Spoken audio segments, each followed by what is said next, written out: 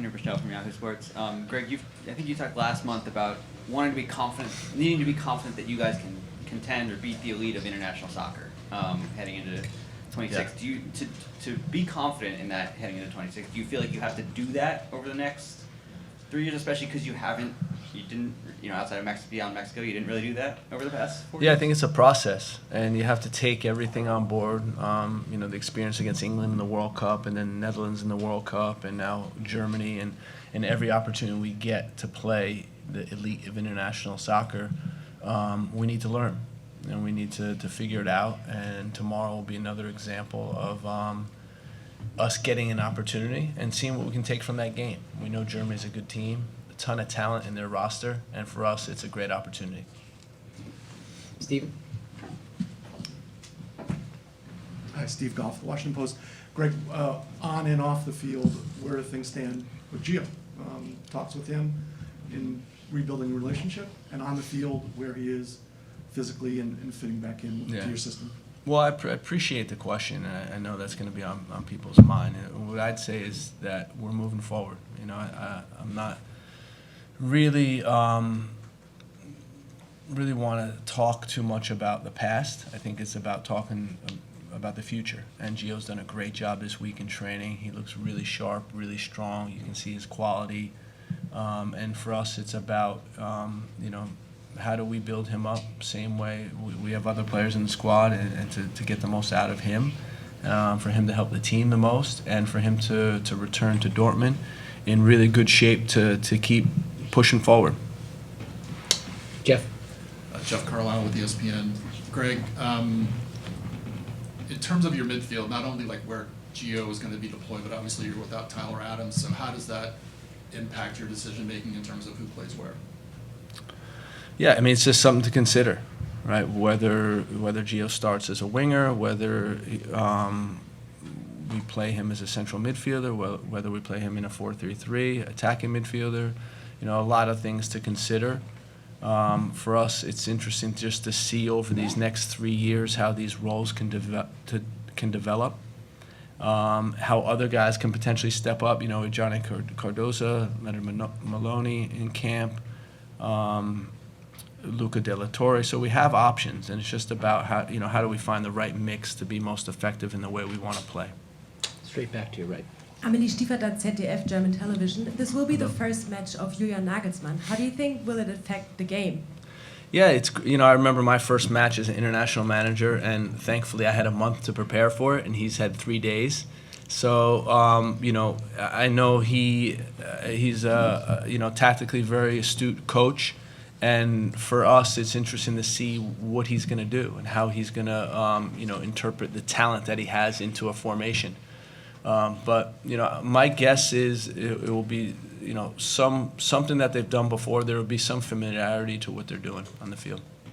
Hi, Greg. Mike Swanek. Can you just touch on who is impressing you in camp this week? What are you working on, and what are you hoping to see from the game tomorrow? I don't want to dismiss the question, but what I'd say is honestly, everybody has. It's been a really, really strong training camp from the whole group. Really good focus, really good determination. The guys have been working really hard, so it's been really fun to see. And again, we've challenged them with a number of things on the field, and they've been responding to it. So that's been great to see. Paul, go ahead. Yep. Sorry. What do you want to learn from the game tomorrow? To piggyback on Henry's question, it's really about how do we keep learning? How do we keep taking every experience we have and moving forward with it? Because, eventually we're going to have to learn how to beat the top teams. That's going to have to happen if we're going to be successful at the World Cup, and that is something we're focused on. Paul, to your right. Paul Tenorio from The Athletic. Greg, you've talked a little bit about Flo Balogun having a different type of skill set and learning to play with him. What types of things does he do up top that maybe change the way you think about approaching the final third or attacking teams? What can he do to kind of help make things more efficient in the final third? Yeah, I remember, in Columbus days, we would have our forward always on the weak side center back, always looking to run behind the back line. And, Balo really has a talent for running behind the back line. It's something that we need to just be on the same page with him, really identifying his runs and then trying to trying to get him the ball, because it is, when you see the goals he's scoring in France, and most of them are from, you know, a quick move behind the back line, a quick shot in and around the penalty box. Michele. Michele Giannone from Turin. Hi, Coach. How are you? Hey, Michele. You're saying, like, the result, learning how to win these games. Your players have talked about during the week how important it is to beat Germany, for example. But for you as a coach, when you talk to them, where's the line between the result mattering and what you want to see or what you want to learn from the game? Like, how important is the result tomorrow? Yeah, it's an interesting question, because we want to get a result in the match. There's no question about it. That's why we play this game. We play these games to win. And so that's what we're going to be focused on. I think big picture-wise, for the coaching staff, it's also about the process and how we go about doing it, and how, for us, it's really important that we play our game and win, and not just win the game. So there's going to be a lot of interesting dynamics happening in the game tomorrow. Jonathan? Thanks, Mike. Greg, Jonathan Tannenwald from the Philadelphia Inquirer. You said a couple minutes ago, whether Gio starts on the wing or whether he starts in central midfield. I have to ask, does that mean he starts, in the sense of not only is he going to start, of course, but does he have the starter's minutes in him with his fitness status, and how do you see that part of it playing out with however many substitutions you're going to have tomorrow and so on? Yeah, that's exactly what we're discussing, and we're balancing all that. Our goal, and I said it before camp, is that he leaves this camp in a good spot to go continue his development at Dortmund, and that's really important for us. We're aware of his loading in these last months. We're aware of his game time in these last months, and for us, it's similar to Ballo, how we want to put him in a good position when he goes back, that he can get on the field and make an impact for Dortmund. Mike. Hi, Greg. You spent a lot of your career in Germany, where you fit in quite well, had a good run there. What was about the game that you enjoyed, or that you thought while you excelled there? Then, when you look back on that time and when you played against Germany, how the soccer there has evolved? Does the team play different type of soccer than when you were there? Yeah, it has evolved. I mean, that's the thing about Germany. They evolve their game. I think when I first got to Germany, it was 3-5-2, sweep libero, man decking all over, following guys all over the place, and that evolved into a back four system, more zonal. You see now it's a lot of teams play five in the back in Germany. But I think also the philosophies changed. When Pep came into Bayern Munich, then I think there's been a lot of focus on ball possession. In my opinion, and this is just my opinion, I think that they can be more direct. They can take advantage of crosses more. They can use, normally Germany has great strikers, and that's a strength of theirs. And taking advantage of runs in the penalty box, shots from in and around the box is something Germans are always good at. So, to me, the German identity, this fast-paced game, I think can keep developing, because that's a real strength of German athletes. And for me personally, I love being in Germany because of the organization, the structure in Germany. The stadiums were always full, great fan support. The soccer was attractive, and a really good balance between my previous stations in Holland and England. Jake, to your left. Hi, Jake Fenner, Daily Mail. Hey, Jake. It's interesting that you bring up the striker point, because that's going to be my question. Germany's had a little bit of trouble over the past couple of years developing a striker that's good enough to replace Miroslav Klose. The only person that they brought in as a true striker this cycle is Niklas Füllkrug. They've had before players like Florian Wirtz up top, central attacking midfielders essentially playing in that top striking role.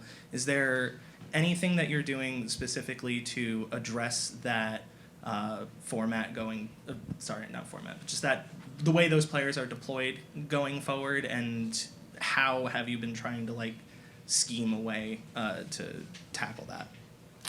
Yeah, I mean, we'll have a plan how to defend them, and but to me, the boy from Dortmund, Füllkrug, he's done a good job, and to me, he's a really interesting profile. You see how he comes from Bremen, makes the step up to the national team, scores in the World Cup, moves to Dortmund, still scoring goals. He's I think an interesting profile. good in around the penalty box, good with his head, and if he plays tomorrow, I think he's going to be a good test for our center backs. Jerry, to your right. Greg, you just talked about the short time your counterpart has had with the team. Yeah. You haven't had a whole heck of a lot of time with the team since coming back either. Mm-hmm. And playing a team like Germany this early on with all these friendlies, hopefully still to go before the World Cup, would you rather have seen, or would you hope to play maybe Germany again more closer to the time that your team is more together and you've been with them longer? I think that the time I was away, you can see the continuity in the squad. You can see the continuity in the playing style. Now being back, we picked up right where we left off. So we feel good about where we are. But having said that, for us, any opportunity we get to play teams like this, we want to do it. And it's not about being afraid of the result, being afraid of competing. It's about embracing these moments. And from now until 2026 World Cup, if we could play, Germany 5 times, Italy, Brazil, Argentina, we would do it, because that's what's going to really strengthen this group. Sanjay. Two-part question, Greg. First part, changing soccer in America forever. What does that look like to you on and off the field? On the field, is it just about a deep run in 2026, or are there other things like the Olympics, Copa America, even friendlies like this? And then off the field, BJ had mentioned people naming their kids after Christian and Weston when it's all said and done. What does that look like to you in terms of legacy? And the second part, left back, Christopher Lund, he's come in and been with the senior group. Do you see him as necessarily ahead of some of the younger left backs like Wiley and Tolkien? Is there anything to do with Olympic eligibility with him being with this group? Where do you see him fitting in that left back competition? Thanks. Yeah, I think there's a process of getting guys involved, and we think Caleb Wiley, John Tolkien are really good players, and we're going to see how they develop over these next couple years.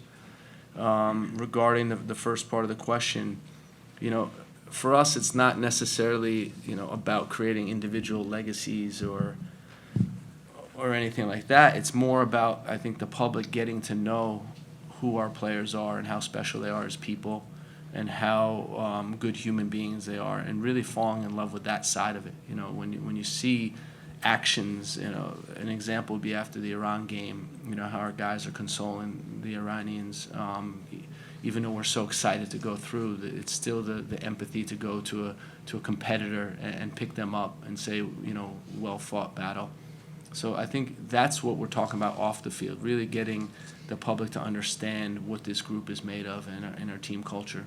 On the field, it's about us preparing the group, using all these experiences that you mentioned, leading into the World Cup to have a strong performance in the World Cup. We all saw what 1994 World Cup did for soccer, and if you could imagine if we can amplify that by going more rounds and really getting the public behind us and really creating this this thirst for soccer in all the youth around the country. In the back. Stratton Stave, UConn Daily Campus. This is something of a homecoming game for Matt Turner. Is he extra excited? Does he have a lot of people coming to the game? I don't know his ticket count, but I'm sure he has a number of people coming. He's not too far away from here. He went to school in the state, so I imagine he's excited. His family's excited to see him play. Malo, you're flying high right now with Monaco. How does that translate over to the national? Yeah, it's been a good start to the season, and of course I came out here with the team last camp, and I needed to get some fitness, and the team helped me to do that. So then when I went back to Monaco, it put me in a good position. Now I'm coming back into camp with better fitness and a few goals, so I'm looking forward to the game tomorrow. Outside of Copa America next summer, this might be the toughest opponent you guys face in the lead up to 2026. How much are you guys looking forward to that opportunity? Yeah, as I said before, we need to play against the best teams, and Germany definitely is one of them. So it's a great opportunity for us to match ourselves and see where we're at against such a good side. And I'm sure we'll be able to do well and put in a good performance tomorrow. A sellout expected, close to 40,000 people. How much are you looking forward to that environment? It's amazing. I mean, whenever you have a packed stadium with especially the home fans cheering you on, it always gives you extra motivation. So we'll be looking to come out here tomorrow and make a statement, and obviously make them proud, give them something to cheer about. how does this young generation of players help your adaptation when you're a young player yourself, coming into a group where a lot of players right around your age? Yeah, I think it's good. As you said, a lot of young players. So coming into camp, we have a lot of similarities and just things in common we can speak about. So I mean, it's really helpful for me. And everyone's been really friendly, really helpful with me, helping me to settle in. And I mean, the transition for me has been pretty smooth. As far as adapting to the national team, where do you see, I mean, you just came in a few months ago, so where do you see yourself as far as adaptation and fitting into the team right now? Yeah, it's just understanding the way Gregg wants us to play, the way he wants us to carry out certain jobs. And I mean, yeah, it's a constant process. There's a lot of information to take in and not a lot of time that we get on camp. I think only about 10 days. So I mean, as I said, every day is a learning opportunity, and for sure I can see the improvements I'm making. Christian, you're obviously on fire at AC Milan right now. How does that translate over to the national team? I mean, obviously being in good form and feeling confident just helps, you know, with my mental as well, and just coming out here and being confident. And yeah, I'm excited to be back with the national team now, and hoping that form can kind of translate over. Outside of Copa America next summer, this might be the biggest game you guys play in leading up to the 2026 World Cup. Talk about the opportunity, to play aside like the Germans. Yeah, of course. You know, they have a lot of they've had a lot of good history, and they have some great teams. So it's going to be a good test for us. We obviously know a lot of their guys, we're excited to play against some top competition and really test where we're at. Christian, how important is the result tomorrow? We've heard Gregg on the press conference and some of your the other players saying that it's important to learn how to beat these teams, but there's a process that you guys have for the next 3 years. So what's the line between the result and getting what you want in that learning process? I think obviously we want to put on a good performance and hopefully look like we're in control in a lot of phases in the game. But at the end of the day, we need to start finding a way to win games. And of course, they want to come here and win, and that's exactly what we want. So we're going to fight, and obviously the number one thing is to try to come out with a good result. Christian, how the camaraderie within this group, this generation, you talk about the togetherness this team seems to have in the last couple of years? Yeah, I mean, it's fantastic. I think obviously I've known a lot of these guys for so long. It's a young team. It's a hungry team. One that bonds really well off the field and also on it. So I think this is another good opportunity for us to show that, especially against some really strong competition. And I'm looking forward to fighting on that field tomorrow with this team. What are you guys still working on as a team to get better? I think there's a lot of things. I think for sure, just at the end of the day, like we were talking about before, is finding a way to win difficult games, maybe when we're not even at our best, against top opponents. I think that's the key. It's about finding results, being even more clinical, scoring the goals that we need, and defending well. So there's a few things, but that's one of them.